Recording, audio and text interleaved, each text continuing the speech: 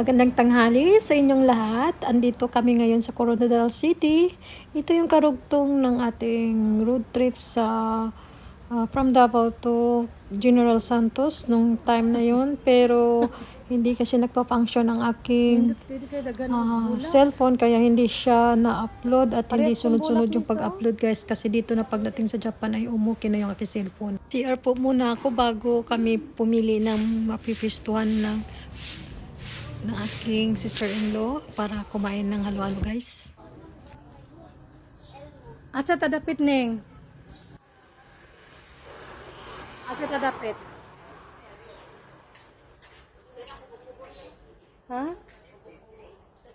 Asa? Pinanindot ako buko.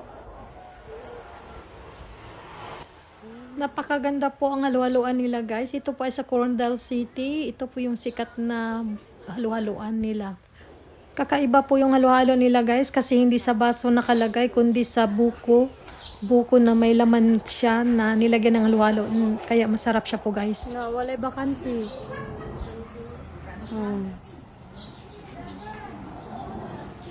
Diri dapit. Kaniray bakante.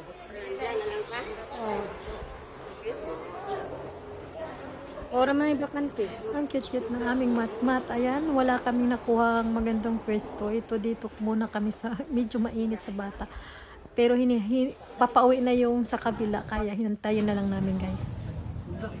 Ito na nakalipat kami sa harap ng aming naupuan kanina sa unang bahay kubo. Wala kay paniod to ni di madaw ti muntian ani. Butong dia. Butong ka? Ha?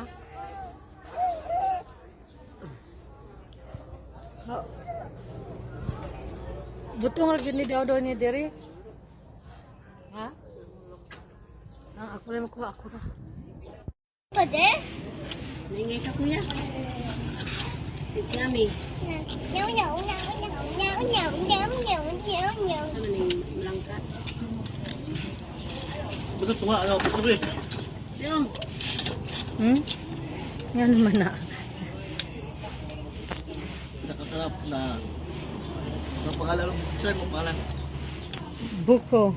Sarap sa kupi. Kupi. Ay, kape pa niya. Sarap na buko. Kupi din na lugar. Mommy, I wanna scoop.